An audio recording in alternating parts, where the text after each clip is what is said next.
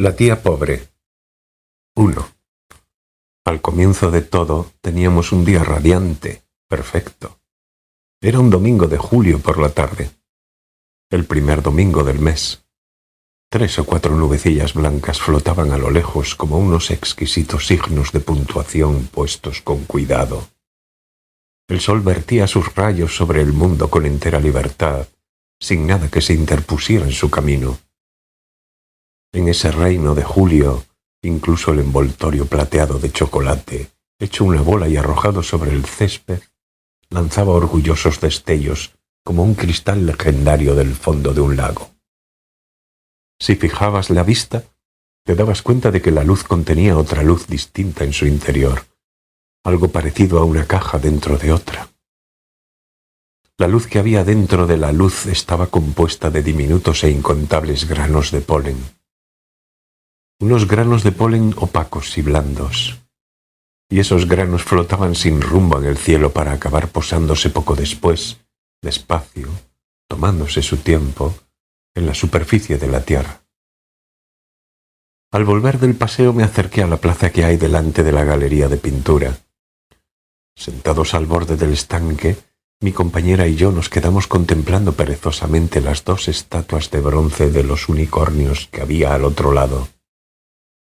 La larga estación de las lluvias por fin había terminado.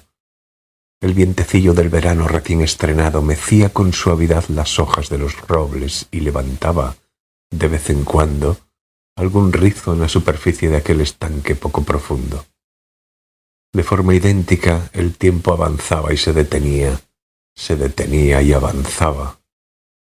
En el fondo de las aguas transparentes había algunas latas de Coca-Cola. A mí me recordaron las ruinas de alguna ciudad antigua sumergidas bajo el agua. Por delante de nosotros desfilaron los miembros uniformados de un equipo de béisbol sobre hierba, un niño montado en una bicicleta, un anciano que paseaba un perro, un joven extranjero con pantalones cortos de jogging. De un enorme transistor que había sobre el césped llegaba débilmente, transportada por el viento, la dulzona melodía de una canción pop. Una canción que hablaba de amores perdidos o de amores que estaban a punto de perderse. Me parecía haber oído antes aquella melodía, pero no lo habría jurado. Tal vez fuera otra similar. La escuché distraído. Podía sentir cómo los rayos del sol me succionaban los brazos desnudos, sin que se oyera un sonido, de una forma muy apacible, tranquila. De vez en cuando alzaba ambos brazos y los estiraba hacia adelante. Había llegado el verano. No tengo la menor idea de por qué un domingo como aquel, una tía pobre, precisamente, tuvo que robarme el corazón. A mi alrededor no había ninguna tía pobre, ni siquiera había nada que me sugiriera su existencia. Pero, a pesar de ello, la tía pobre llegó y se marchó. Fue solo durante unas centésimas de segundo, pero estuvo en mi corazón. Y al marcharse dejó atrás un extraño vacío con forma humana. Una sensación parecida a cuando alguien pasa un instante por debajo de tu ventana y desaparece. Tú corres a la ventana y te asomas hacia afuera, pero allí ya no hay nadie. ¿Una tía pobre? Tras echar otra mirada a mi alrededor, alcé la vista al cielo. Había llegado y se había ido. Las palabras habían sido absorbidas por aquella tarde de domingo como la trayectoria transparente de una bala. Los principios siempre son así. En un momento determinado todo existe. Un instante después todo se ha perdido. Quiero escribir algo sobre una tía pobre, le dije a mi compañera, decidido a traducir mis pensamientos en palabras. Yo soy de esas personas que intentan escribir novelas. ¿Sobre una tía pobre?, preguntó ella ligeramente sorprendida. Se quedó unos instantes mirándome a los ojos como si estuviese midiendo algo. ¿Y por qué? ¿Por qué sobre una tía pobre? Porque eso no lo sabía ni yo. Por una razón u otra, las cosas que no comprendía solían ser las que me robaban el corazón. Permanecimos unos instantes en silencio, mientras Estuve bosquejando con la punta del dedo el vacío con forma humana que había dejado en mi pecho. —¿Y esa historia, crees que querrá leerla alguien? —dijo ella. —La verdad, mucho atractivo no creo que tenga —reconocí yo. —¿Por qué quieres escribirla entonces? —Eso no puedo explicártelo bien con palabras —dije. Para poder explicarte las razones de por qué quiero escribir una novela sobre esto, primero tengo que escribirla. Y si escribo una novela sobre esto, ya no habrá ninguna razón para explicarte las razones de por qué quiero escribirla. ¿Entiendes? Ella sonrió sin decir nada. Se sacó un pitillo arrugado del bolsillo y lo encendió.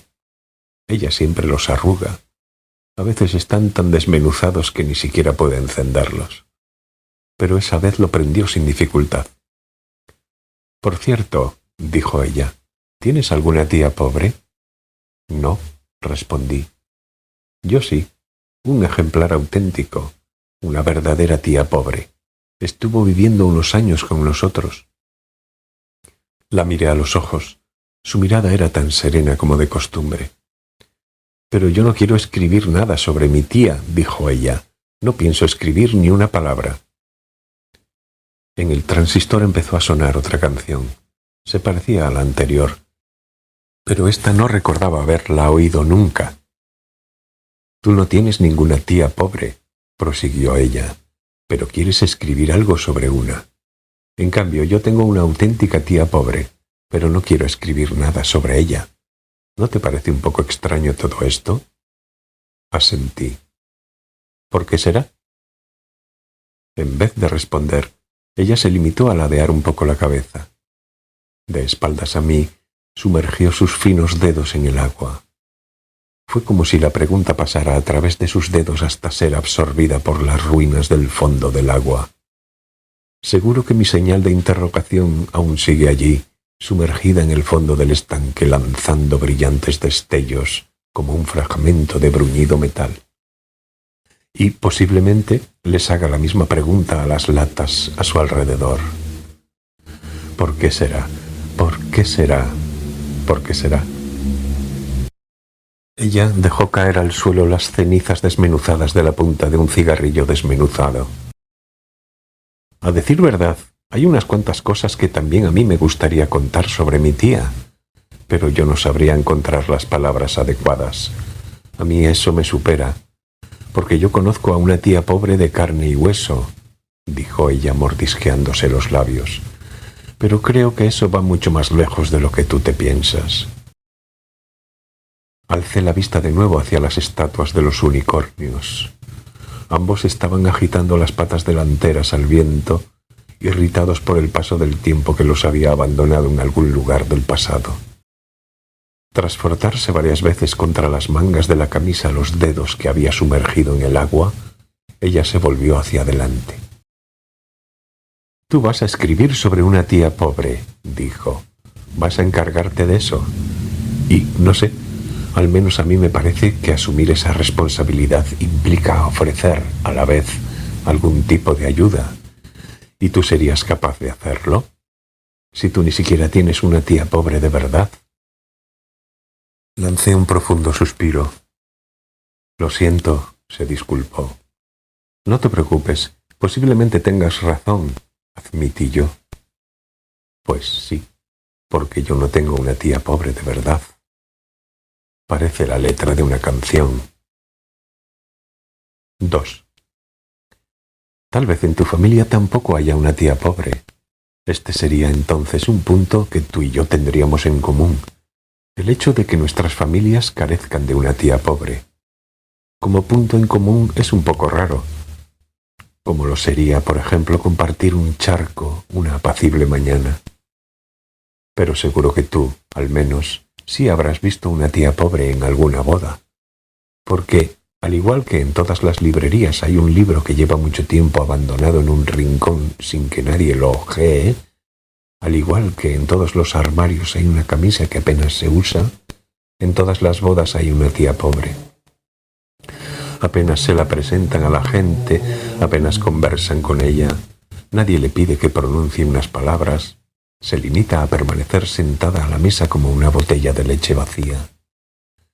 Toma el consomé a pequeños e inseguros sorbos, come la ensalada con el tenedor del pescado, las alubias se le escurren fuera de la cuchara y, al final, es la única que se queda sin la cucharilla del helado. Su regalo, con un poco de suerte, irá a parar al fondo de un armario y, si la fortuna le es adversa, acabará en la basura en la próxima mudanza, junto con trofeos polvorientos de vete a saber qué. En el álbum de bodas que hojearán de vez en cuando también aparece su fotografía, claro está. Pero su imagen es tan fúnebre como la del cadáver de un ahogado que todavía esté en relativo buen estado. ¿Y esa mujer quién es? Sí, esa, la de la segunda fila, la que lleva gafas. Ah, no es nadie, dirá el joven esposo. Es solo mi tía pobre. No tiene nombre, es solo la tía pobre. Únicamente eso. Claro que el nombre, un día u otro, desaparece. Esto lo puedo jurar. Sin embargo, la desaparición puede producirse de diversas formas. En primer lugar, está aquella en la cual tu nombre desaparece al morir. Esa es muy simple. El río se ha secado y todos los peces han muerto. O el bosque ha sido pasto de las llamas y todos los pájaros han muerto abrasados. Y nosotros lamentamos sus muertes. A continuación está aquella en la cual un buen día tú haces puff y te apagas de repente, pero, tal como sucede con un televisor viejo, incluso después de morir queda una luz blanca temblando en la pantalla. Tampoco esa está mal. Se parece un poco a las pisadas de los elefantes de la India que se han extraviado, pero seguro que no está nada mal. Y, en último lugar, está aquella en la que el nombre se pierde antes de morir, es decir, las tías pobres. Sin embargo, yo también caigo a veces en ese estado de falta de nombre típico de las tías pobres. Al atardecer, entre la muchedumbre que abarrota la terminal, de súbito se me va de la cabeza a dónde voy, cómo me llamo y dónde vivo. Claro que es por poco tiempo, unos 5 o 10 segundos a lo sumo. También puedes encontrarte con esto. Mira, es que no hay manera de que me acuerde de cómo te llamas, te dice alguien. Tranquilo, no pasa nada. Mi nombre tampoco es nada del otro mundo. Él se señala repetidas veces la boca. No, si es que lo tengo en la punta de la lengua. En esas situaciones me siento como si estuviera enterrado, pero con la punta del pie izquierdo asomando por fuera. Alguien acabará antes o después tropezando con él y empezará a disculparse. Oh, lo siento, si es que lo tengo en la punta de la lengua. Bueno, y entonces, los nombres que se pierden, ¿a dónde van a parar? En el intrincado laberinto de las grandes ciudades, desde luego, tienen muy pocas probabilidades de sobrevivir. Unos acabarán aplastados en el asfalto por un camión de transporte, otros morirán como un perro abandonado por no llevar la calderilla suficiente para coger el tren, otros se hundirán en un río profundo al llevar los bolsillos lastrados por el orgullo. Con todo, quizás algunos logren sobrevivir y se dirijan a la ciudad de los nombres perdidos, donde formarán una silenciosa comunidad. Una ciudad pequeña, muy pequeña, y seguro que en sus puertas plantarán este cartel: prohibida la entrada a las personas ajenas. Y quien entre por las buenas recibirá el pequeño castigo reglamentario. O tal vez fuera un pequeño castigo pensado exclusivamente para mí. Yo llevaba pegada a mis espaldas una pequeña tía pobre. La primera vez que fui consciente de ello ocurrió a mediados de agosto. No fue por nada especial, simplemente lo advertí de pronto. Oh, en las espaldas llevo a una tía pobre. La sensación no era nada desagradable. El peso era discreto, no me lanzaba un aliento apestoso detrás de las orejas. Se limitaba a estar firmemente adherida a mi espalda como una sombra pasada por lejía. Si no prestaba mucha atención, la gente ni siquiera advertía su presencia. Incluso los gatos que viven conmigo la miraban, los 2 o 3 primeros días, con recelo, pero en cuanto comprendieron que no tenía intención alguna de entrometerse en su territorio, se acostumbraron a ella enseguida.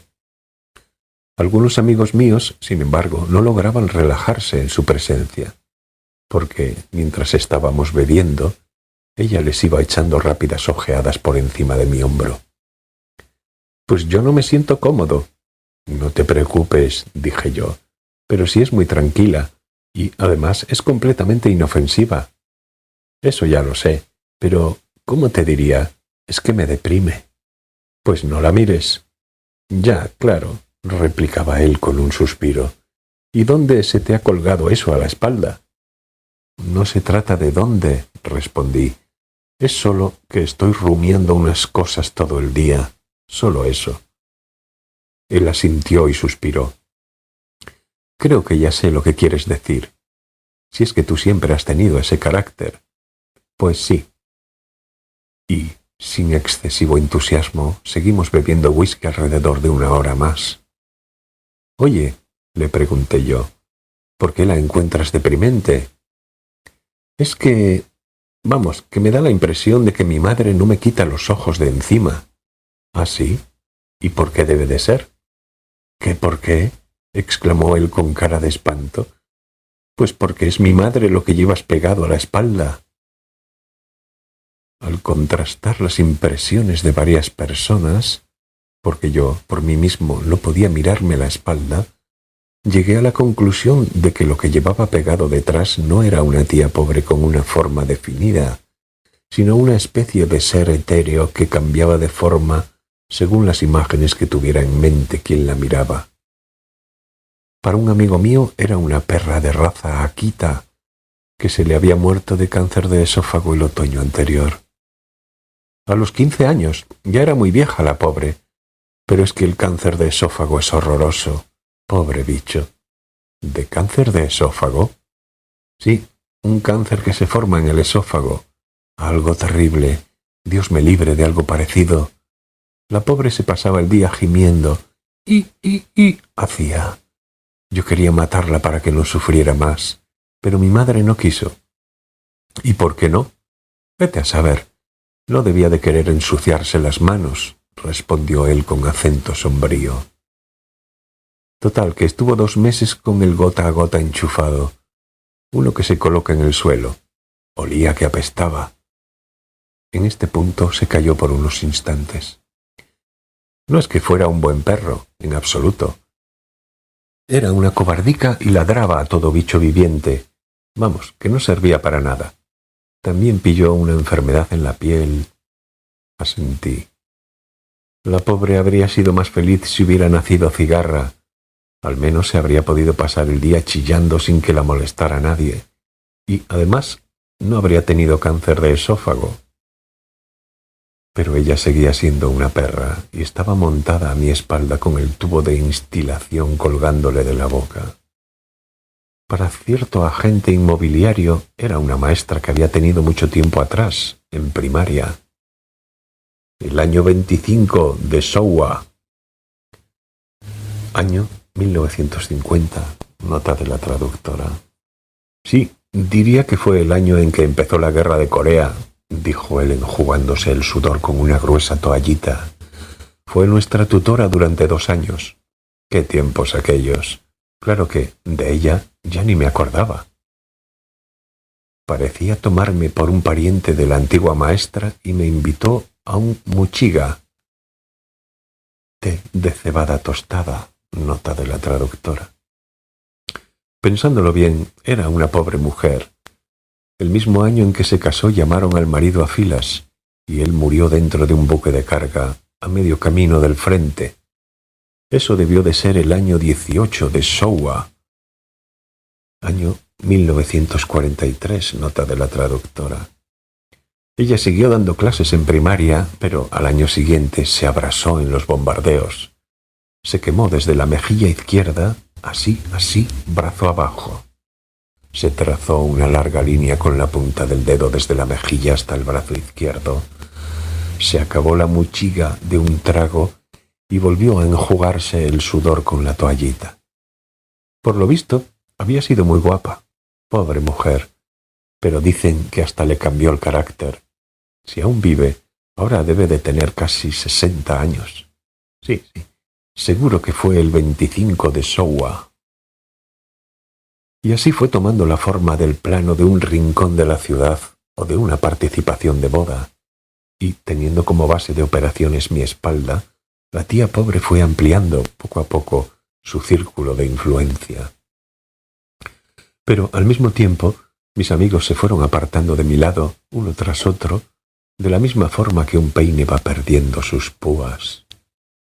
«No, si no es mal tipo», decían, «pero cada vez que lo veo me encuentro frente a la deprimente estampa de mi madre, o de la vieja perra muerta de cáncer de esófago, o de la maestra con la cara quemada». Tenía la sensación de haberme convertido en el sillón de un dentista. Nadie me recriminaba nada, nadie me odiaba, pero todos me evitaban como la peste y, si me topaba con ellos, me daban cualquier excusa verosímil y ponían pies en polvorosa. «Es que cuando estoy contigo me agobio, ¿sabes?», me dijo una chica con tono remiso, pero no exento de sinceridad.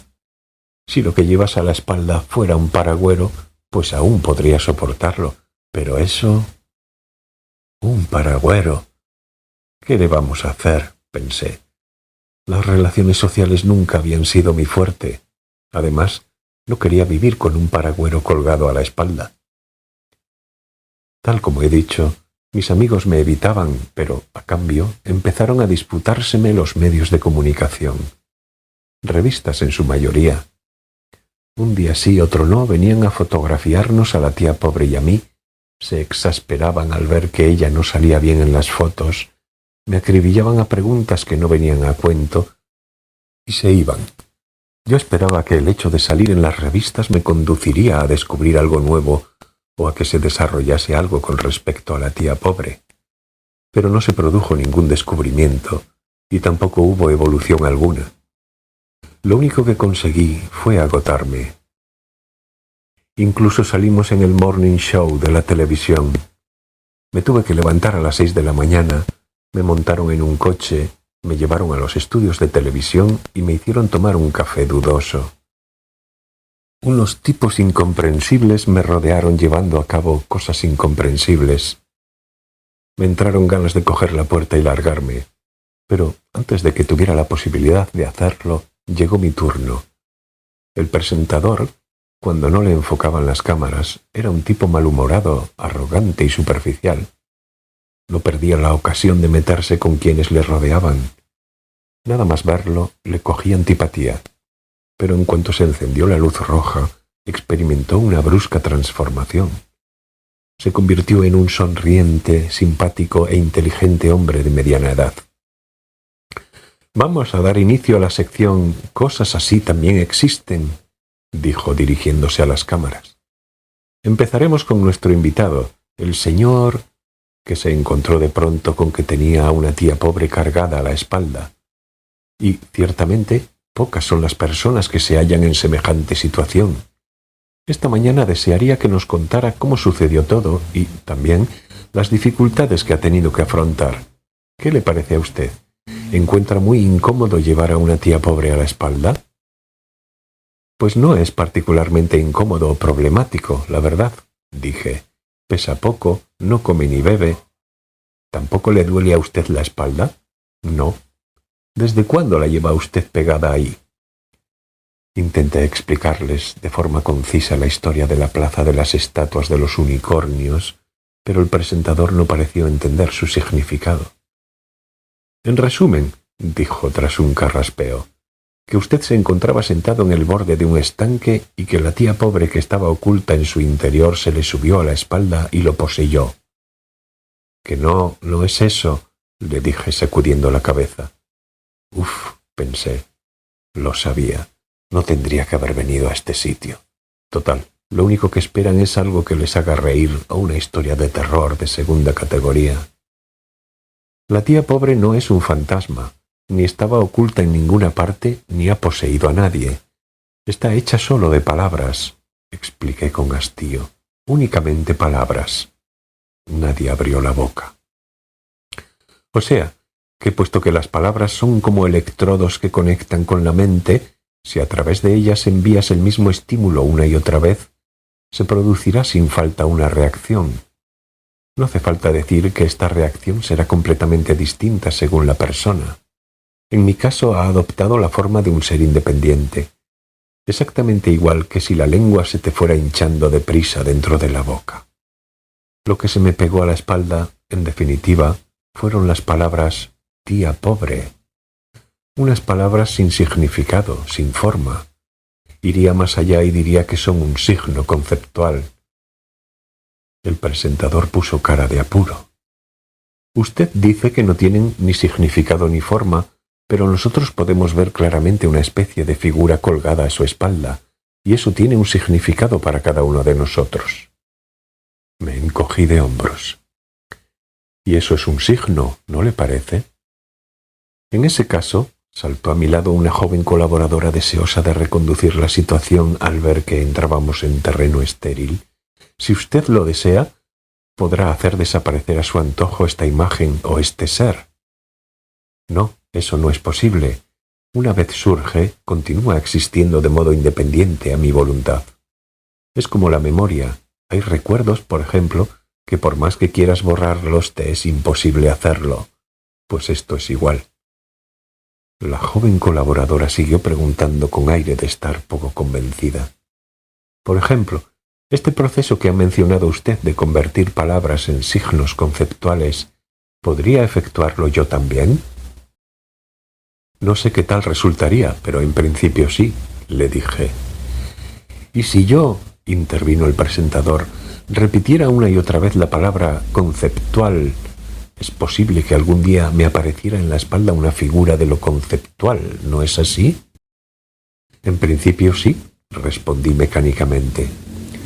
En resumen, que tendría lugar una simbolización conceptual de la palabra conceptual. Exactamente, dije. Los potentes focos del plató y el pestilente aire que se respiraba allí dentro me estaban dando dolor de cabeza. Las estridentes voces de la gente no hacían más que incrementar el dolor. Por cierto, la palabra conceptual, ¿qué forma cree usted que adoptaría?, dijo el presentador. Algunos invitados se rieron. Le dije que no lo sabía. Ni siquiera me apetecía pensar en ello. Bastante tenía yo con cargar con la tía pobre. Y, además, sobre todo, ellos no lo preguntaban en serio. Lo único que querían era hablar por hablar hasta que llegara el momento de la publicidad. Este mundo es una farsa, no hace falta que lo diga. ¿Quién puede huir de ello? Desde el plató de televisión iluminado por los potentes focos hasta el ermitaño que vive oculto en las profundidades del bosque, la raíz es la misma. Yo seguía andando por el mundo con una tía pobre colgada a la espalda.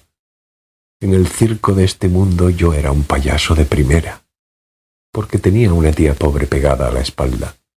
Quizá debería haber llevado un paragüero, tal como me había dicho aquella chica.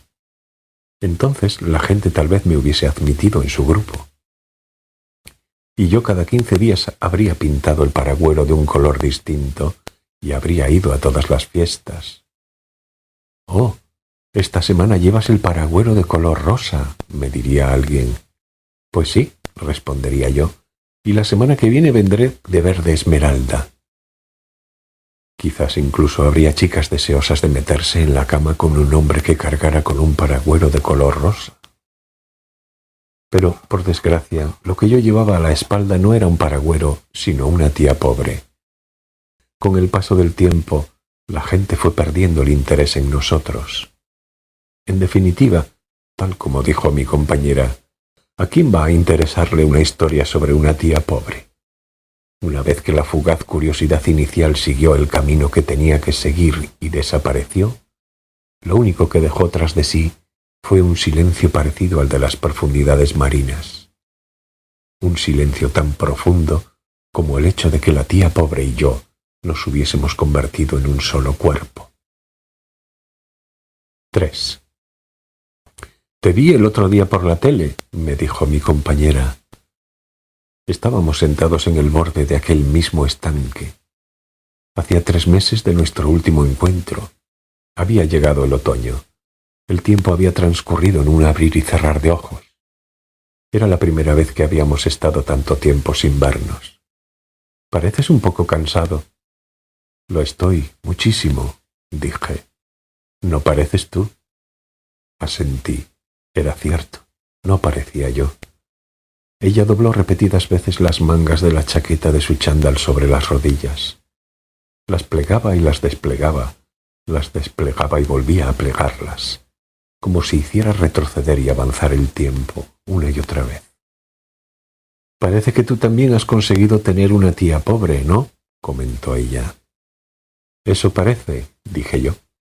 ¿Y qué? ¿Cómo te sientes? Como una sandía que se hubiera caído al fondo de un pozo.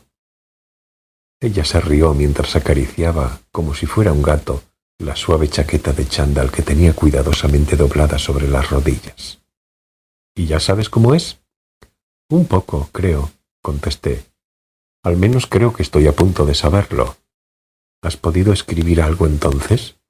No, dije ladeando un poco la cabeza. Ni una línea. Me falta motivación. Quizá no pueda escribir nunca nada. ¡Qué pusilánime! Tal como tú misma dijiste, si no puedo ayudar en nada, ¿qué sentido tiene que escriba sobre una tía pobre? Ella permaneció unos instantes en silencio, mordisqueándose los labios. Va, pregúntame algo, quizá pueda ayudarte.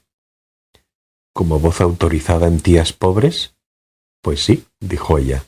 Pregunta, ¿es posible que nunca más vuelva a tener ganas de hablar de este tema? No se me ocurrió por dónde empezar hasta pasado un tiempo.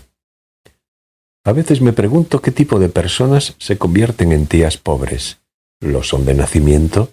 ¿O existen unas circunstancias tía pobre que, como si fueran una hormiga león, acechan en una esquina, abren la boca, engullen al que pasa por allí y lo convierten en tía pobre?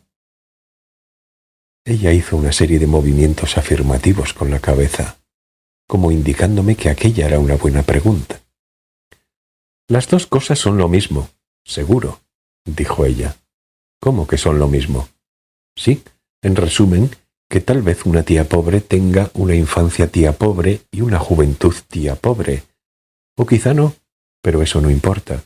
En este mundo hay millones de causas para millones de consecuencias, millones de razones para vivir y millones de razones para morir, millones de razones para dar razones. Razones de este tipo puedes obtenerlas de una manera tan sencilla como hacer una llamada telefónica. Pero tú no pides nada de eso, ¿verdad? Pues, contesté, creo que no. Existen, eso es todo, dijo ella, y tú tienes que reconocerlo y aceptarlo. Son causas o consecuencias, eso no importa. La tía pobre existe, y su existencia en sí misma ya es una razón. Como nosotros que estamos aquí y ahora sin ninguna razón o causa en particular. Permanecimos sentados en el borde del estanque, en la misma posición, sin pronunciar una palabra. La luz transparente del otoño creaba pequeñas sombras en su perfil. ¿Y qué?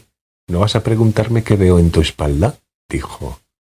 ¿Qué ves en mi espalda? Pregunté. Nada, contestó ella sonriendo. Solo te veo a ti. Gracias, dije. El tiempo, por supuesto, va abatiendo a todos los hombres por igual, como un cochero que fustiga con su látigo a un caballo viejo hasta que cae muerto a un lado del camino. Pero sus embates son tan extremadamente suaves que ni siquiera los perciben quienes los están sufriendo. A pesar de ello, nosotros sí pudimos observar ante nuestros propios ojos, como a través del cristal de un acuario, los efectos de la tiranía del tiempo sobre la tía pobre.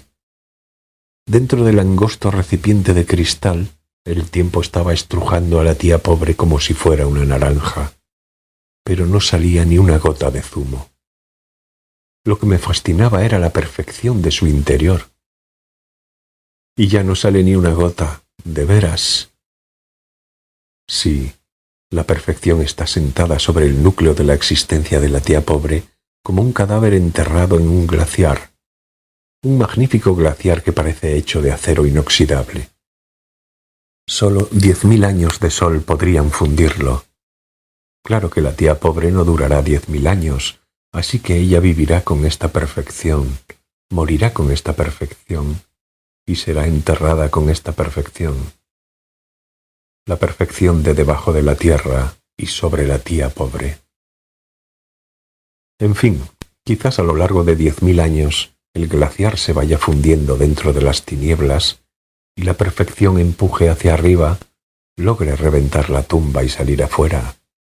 Seguro que todo habrá cambiado en la superficie de la tierra.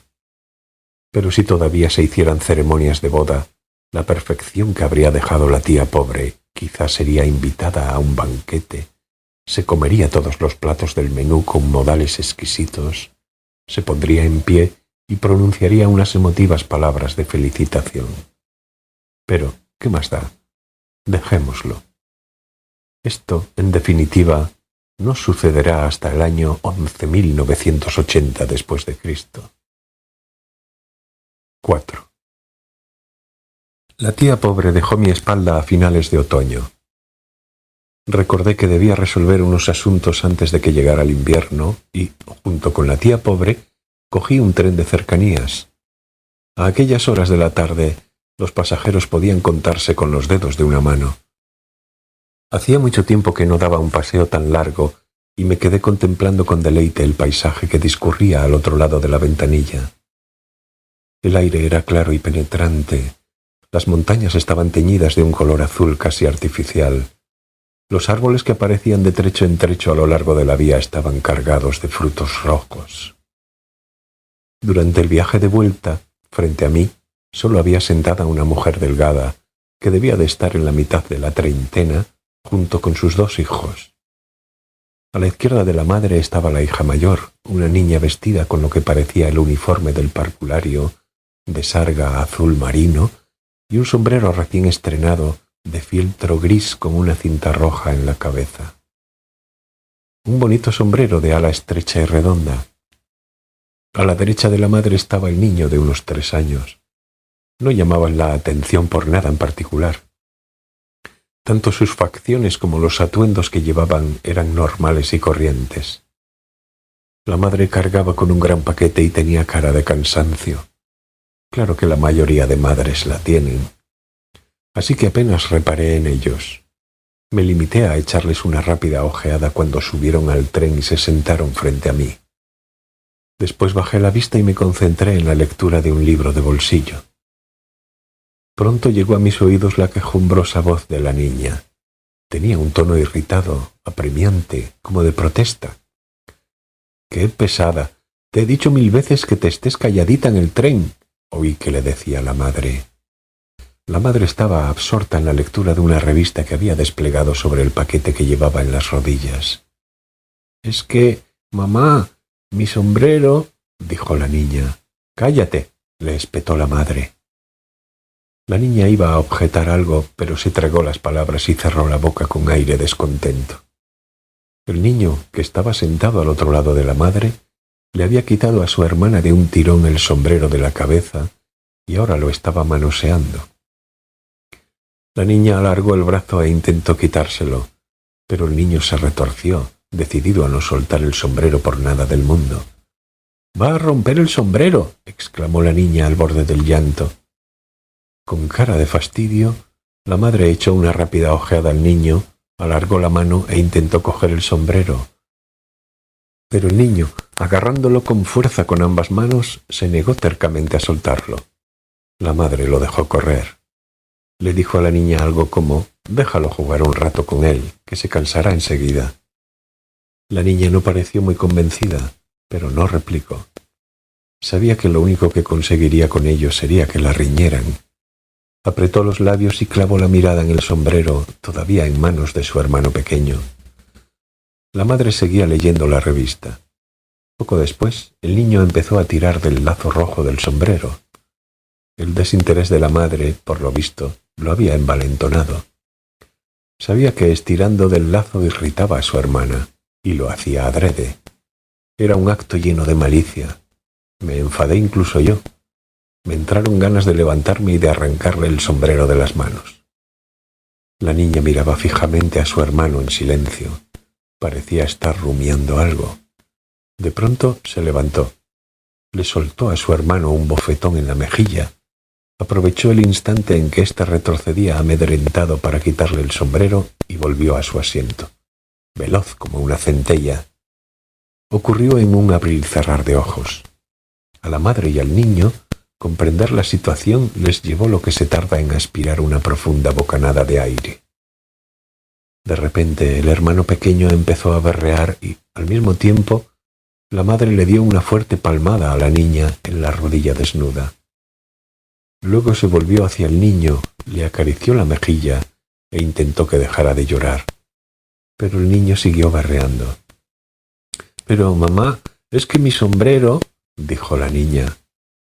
«Los niños que no se portan bien en el tren ya no son míos», atajó la madre. Sin dejar de mordisquearse los labios, la niña bajó la vista y la clavó en su sombrero. «Vete allá». La madre le señaló el asiento vacío que había a mi lado. La niña desviaba la mirada intentando ignorar el dedo tieso de la madre, pero éste seguía apuntando hacia mi izquierda como si se hubiera petrificado en el aire. «Va, vete. Tú ahora ya no eres de la familia». Resignada, la niña agarró el sombrero y la maleta, se levantó, cruzó lentamente el pasillo, se sentó a mi lado y bajó la cabeza. Acarició con los dedos el ala del sombrero posado sobre sus rodillas. «La culpa es suya», pensaba la niña. «Le estaba quitando la cinta a mi sombrero». Regueros de lágrimas corrían por sus mejillas. Ya casi anochecía. La turbia luz amarilla de las lámparas danzaba vagamente por el interior del vagón, como el polvillo de las alas de una polilla lúgubre. Flotaba en el espacio hasta ser succionado en silencio por las bocas y narices de los pasajeros hacia el interior de sus cuerpos. Cerré el libro, puse cara arriba las palmas de mis manos sobre las rodillas y me quedé largo rato con la vista clavada en ellas. Pensándolo bien, hacía mucho tiempo que no me estudiaba con tanto detenimiento las manos. A la luz mortecina del vagón se veían muy sucias, ennegrecidas. No parecían mías. Eso me entristeció, porque esas manos, desde todos los puntos de vista, ya no podrían hacer feliz a nadie. Porque no eran unas manos como para ayudar a alguien. Deseé apoyar una mano en el hombro de la niña que hipaba a mi lado y consolarla. Deseé decirle que ella no había hecho nada malo y que había sido extremadamente hábil en el momento de recuperar su sombrero, aunque, por supuesto, ni la toqué ni le dirigí la palabra, porque solo hubiera servido para aturdirla más aún, para asustarla todavía más. Encima, mis manos estaban tan ennegrecidas, tan sucias. Cuando bajé del tren, a mi alrededor soplaba ya el viento invernal. La temporada de los jerseys estaba llegando a su fin y se acercaba la de los gruesos abrigos. Por un instante pensé en los abrigos de invierno. Me pregunté si tendría que comprarme uno nuevo. Después, al pie de las escaleras, cuando acababa de cruzar la garita del revisor, me di cuenta de pronto. Me di cuenta de que la tía pobre había abandonado mis espaldas. No sabía cuándo había desaparecido. Se fue de la misma manera que vino, sin que nadie lo advirtiera. Había regresado al lugar donde estaba originalmente, donde quiera que éste se encontrara, y yo había vuelto a mi yo original. Pero, ¿qué diablos era mi yo original? En aquellos momentos me veía incapaz de asegurarlo. Me sentía como si el yo que estaba allí fuese otro yo muy parecido al yo original. ¿Qué tenía que hacer yo a partir de ahora? No lo sabía. Estaba tan completa y desesperadamente solo como un poste indicador plantado en mitad del desierto, al que se le hubiesen borrado las letras. Me resultaba imposible comprobar la dirección. Rebusqué en los bolsillos, introduje toda la calderilla que llevaba en la ranura de una cabina telefónica y marqué el número del apartamento de mi compañera. El timbre sonó 7 veces. Al 8º timbrazo se puso. «Estaba durmiendo», me dijo atontada. ¿A las 6 de la tarde? Pregunté sorprendido. Es que he estado trabajando toda la noche hace 2 horas. Siento haberte despertado, me disculpé. Quizá te suene raro, pero, a decir verdad, solo quería asegurarme de que estuvieses viva. Pude sentir cómo ella sonreía plácidamente al otro lado del teléfono. Gracias por preocuparte por mí, dijo, pero tranquilo, estoy viva, y para poder continuar viviendo me mato trabajando, y ahora estoy que me caigo de sueño. ¿Vale? ¿Te has quedado tranquilo? Sí, respondí. Oye, me dijo ella en tono confidencial, vivir es muy duro, ¿no te parece? Y que lo digas, admití. Tenía razón, vivir es muy duro. ¿Te apetece que vayamos ahora a comer algo? Le pregunté. Lo siento, pero ahora no me apetece comer. Lo único que quiero es dormir a pierna suelta sin pensar en nada. Tampoco yo tengo hambre, dije. Solo quería hablar contigo. Es que hay varias cosas que quiero decirte. Se produjo un corto silencio al otro lado del auricular. Ella se mordía los labios y tenía el dedo meñique posado en el extremo de la ceja. Podía sentirlo. Luego, ¿vale? Dijo remarcando cada palabra. Ahora déjame dormir, solo un rato, y cuando me levante seguro que todo irá bien. Cuando me despierte te llamo, ¿de acuerdo? De acuerdo, dije. Buenas noches. Buenas noches. Ella dudó unos instantes. ¿Es urgente lo que tienes que decirme? No, respondí. No corre ninguna prisa. Puedo esperar. Sí, porque me sobra el tiempo. 10.000 años, 20.000 años. Puedo esperar tanto tiempo como sea necesario. Tras repetir buenas noches, ella cortó la comunicación. Contemplé unos instantes el auricular amarillo que tenía en la mano y colgué. En aquel preciso instante me asaltó un hambre espantosa. Sentía un vacío en el estómago que casi me hacía enloquecer. Quería comer algo, lo que fuera. Mientras pudiera meterme algo en la boca, no me importaba qué. Para conseguir algo de comer me habría arrastrado por el suelo. Le habría lamido los dedos a quien fuera. Sí, de acuerdo. Os lameré los dedos y luego dormiré tan profundamente como un tronco expuesto a la lluvia. Y sea quien me dé puntapiés, yo no abriré los ojos. Me sumiré en un profundo sueño de 10.000 años. Me recosté en la cabina, ahuyenté cualquier pensamiento de mi mente, cerré los ojos. Los pasos de 10.000 personas me bañaban como una ola. La gente continuaba andando hasta el infinito, marcando un paso tras otro. Tac, tac, tac. ¿A dónde habrá vuelto la tía pobre?, me pregunté. ¿Y a dónde he vuelto yo? Suponiendo, pienso yo, suponiendo que dentro de 10.000 años surgiera una sociedad compuesta exclusivamente por tías pobres, ¿me abrirían las puertas a mí? En aquel lugar debería haber un gobierno y un ayuntamiento para tías pobres, elegidos por tías pobres. Circularían trenes para tías pobres conducidos por tías pobres. Existirían novelas para tías pobres, escritas por tías pobres. No, ellas no necesitan eso para nada. Ni el gobierno, ni los trenes, ni las novelas.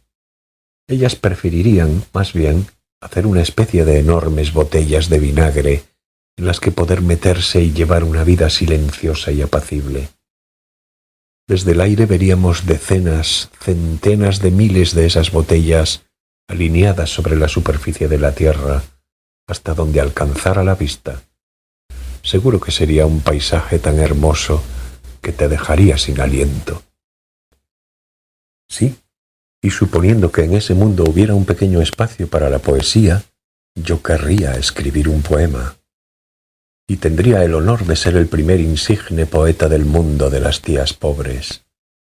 No está mal, pensé. Yo cantaría a los rayos de sol que se reflejan en el verde cristal de las botellas. Cantaría al mar de hierba que se extiende bajo mis pies brillando con el rocío matutino. Pero esto, en definitiva, No sucederá hasta el año 11.980 después de Cristo, y 10.000 años son demasiados años como para esperar. Tendría que pasar muchos inviernos hasta entonces.